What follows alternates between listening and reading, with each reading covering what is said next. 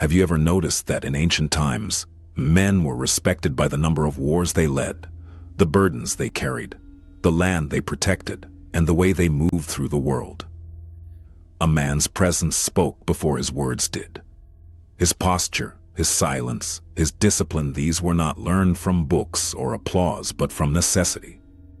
Survival demanded strength. Responsibility demanded courage. Failure carried consequences. Then something shifted. Poetry entered the center stage. Performance replaced purpose. Applause became more valuable than respect. Society began rewarding men not for what they could endure, but for what they could display. The loudest voice started winning over the strongest spine. Men were taught how to be liked instead of how to be relied upon. And slowly, without any announcement, masculinity stopped being forged and started being performed. This is not nostalgia, this is observation. A forged man was once a requirement. Today, he is treated like an inconvenience. Men are not born strong. Men are forged, and forging is painful. That truth alone explains why so many avoid it. This is not a motivational piece. This is not encouragement. This is a mirror. If you are uncomfortable watching this, that discomfort is not an accident. It is the signal that something inside you recognizes the truth. 1. Responsibility is the first fire that forges a man. A boy avoids responsibility because it threatens comfort. A man accepts responsibility because it gives meaning. In the real world, strength is not measured by muscles or words. It is measured by how much weight you can carry without breaking and without asking to be praised for it. One, responsibility is the first and most unforgiving forge. It exposes weakness quickly. It does not negotiate. It does not care about intentions. Consider a man who must provide for his family. There is no pause button. No mental health day from reality. The bills do not care how he feels. The child does not care if he is tired. Responsibility does not ask whether he is ready. It assumes he will become ready or be replaced. Modern culture frames responsibility as oppression. In truth, it is refinement. Pressure reveals flaws the same way heat reveals impurities in metal. A man who avoids responsibility stays untested. Untested men mistake comfort for strength. There is a reason boys are restless. They are designed for burden, not entertainment. When that burden is absent, their energy turns inward and becomes confusion, anger, or numbness. A real man is not forged by freedom. He is forged by obligation. Give a man nothing to carry, and he will collapse under the weight of himself. 2. Discipline is not restriction. It is structure for power. Discipline has been misbranded as punishment. In reality, discipline is architecture. It gives shape to potential. An undisciplined man lives in reaction. He eats when he wants, sleeps when he crashes, speaks when emotions spike, and quits when resistance appears. He mistakes freedom for chaos and wonders why his life feels unstable. A disciplined man operates differently. His routines remove friction. His habits conserve energy. His structure creates momentum. Think of a soldier, a craftsman, or a laborer who wakes before sunrise daily. Not because it feels good, but because the work demands it. Over time, the body adapts. The mind sharpens. What once felt heavy becomes automatic. Discipline turns effort into instinct. Without discipline, talent rots. With discipline, even average ability becomes formidable. Men who chase motivation stay inconsistent. Men who build discipline become inevitable. Discipline is the quiet agreement you make with your future self. 3. Silence is a weapon, not a weakness. Weak men speak to be seen. Strong men speak only when necessary. In ancient times, a man who talked excessively was considered unreliable. Speech was measured because words carried consequence. Today, silence is mistaken for insecurity, and constant expression is mistaken for confidence. A forged man understands that silence creates gravity. It forces others to listen. It allows observation. It prevents emotional leakage. In real life, the man who reacts instantly loses leverage. The man who pauses controls the exchange. Imagine a workplace conflict. One man explodes, explains, justifies, and exposes his emotions. Another listens, nods, says little, and acts later. Who appears dangerous? Who appears composed? Silence is not emptiness. It is containment. Men who cannot control their tongues will never control their lives. 4. Pain is not the enemy. Avoidance is. Pain is information. Avoidance is decay. Forging requires heat. Without resistance, nothing hardens. Modern men are trained to escape pain at all costs, scrolling, numbing, distracting. As a result, they never develop tolerance for discomfort. Real life does not care about comfort. Illness, loss, failure, rejection. These arrive without warning. Men who have never voluntarily faced discomfort crumble when involuntary pain appears. Consider physical labor. The first weeks hurt. Muscles burn. Breath shortens. But the body adapts. The same applies mentally. Facing difficulty builds capacity. A man who seeks ease becomes fragile. A man who seeks challenge becomes durable. Pain is temporary. Weakness becomes permanent if you keep running from it. 5. Emotional control is not emotional suppression. There is a lie that men must either suppress emotions or drown in them. Both extremes destroy. A forged man does not deny emotion. He commands it. He experiences anger without becoming violent. He experiences fear without becoming paralyzed. He experiences desire without becoming addicted. Emotional control is the difference between reaction and response. In real scenarios, arguments, loss, humiliation, the man who can regulate his internal state maintains authority. The man who vents loses it. Strength is not absence of feeling. Strength is mastery over feeling. A man who is ruled by emotion is easily ruled by others. 6.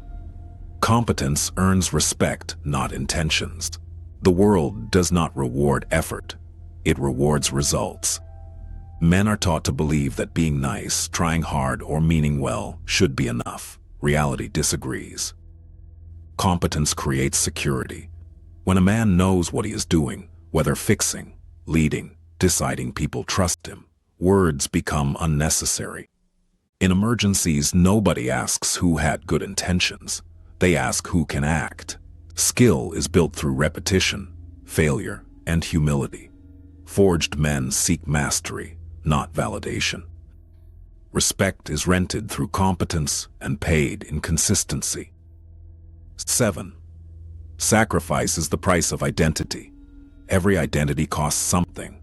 There is no version of manhood that comes without payment.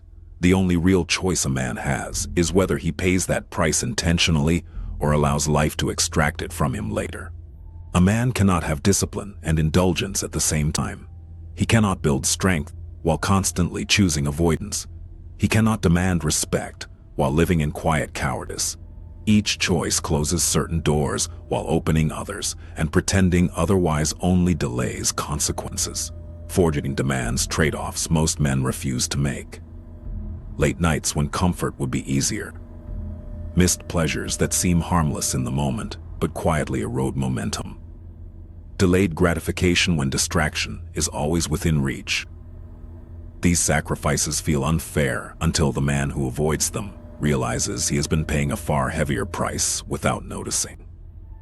Modern culture frames sacrifice as loss. In truth, sacrifice is selection. It is a man deciding what matters enough to protect, even when protection costs him comfort, convenience, or approval. The man who refuses sacrifice ends up serving impulses, habits, and circumstances he never consciously chose. The man who sacrifices today gains authority tomorrow because he owns himself. His time, energy, and attention are not constantly sold to the highest distraction. What you refuse to give up will eventually own you. 8. Solitude builds clarity. The world does not reward effort, it rewards results. This truth feels harsh because effort is personal. Results are exposed. A man can hide behind effort for years. He can say he tried, that he meant well, that circumstances were unfair. Results remove that hiding place. They show without emotion whether something worked or failed. Men are taught to believe that being nice, trying hard, or having good intentions should be enough. Reality disagrees. Bills are not paid by effort. Trust is not built on promises. Respect does not arrive because a man wanted it badly enough. The world only responds to what actually gets done. Competence creates security. When a man knows what he is doing, whether fixing something broken, leading people through uncertainty, or making decisions under pressure, others relax around him. They stop hovering, they stop questioning. His presence reduces chaos. Words become unnecessary because outcomes speak first. In real life, especially in moments of stress, nobody asks who had good intentions. When something breaks, when danger appears, when time runs out, the question is always the same. Who can act, and who knows what to do right now? The man with skill moves forward. The man with excuses steps aside. 9. Legacy is built in private. History remembers outcomes, not excuses. Time is ruthless in what it preserves. It does not record intentions, emotions, or explanations. It records what was built, what was protected, and what survived because a man showed up every day and did the work. Excuses may sound convincing in the moment, but they disappear the moment results are counted. A man's legacy is not created in public speeches or dramatic declarations. It is formed quietly, through private discipline, in how he treats those who depend on him when it costs him something, in the promises he keeps when breaking them would be easier, in what he chooses to do when no one is watching and nothing is being recorded. Children learn more from observation than instruction. They do not become what a man says. They become what he repeatedly does. His habits shape their expectations of strength, responsibility, and reliability. Over time, a man's consistency turns into his inheritance, passed down not through words, but through example. Your habits today are the story told about you tomorrow. 10. A forged man becomes a standard, not a performer. A real man does not seek applause. He becomes a reference point. Performance depends on attention. Standards exist without it. A performer adjusts himself to the room. His tone, values, and behavior shift to maintain approval. A forged man does the opposite. He remains consistent and the room adjusts around him. Others instinctively measure themselves in his presence. His behavior sets an unspoken baseline. His presence stabilizes environments because he is predictable in character and reliable in action. He does not need to announce boundaries. His consistency enforces them. When he speaks, it carries weight because it is rare and deliberate. He does not chase identity through labels, aesthetics, or declarations. He embodies it through repetition, day after day, decision after decision. His actions align so tightly with his principles that explanation becomes unnecessary. Over time, his absence is felt more than his presence was noticed. Systems weaken. Standards drop. People realize stability was coming from him all along. Stand firm long enough, and the world will orient itself around you. On a final note, men are not born strong. They are forged through responsibility, discipline, pain, control, sacrifice, and solitude. This process is unforgiving because it must be. The world does not need more performers. It needs men who can carry weight without collapsing. If you are willing to be forged, the fire is waiting. Men are forged, not born.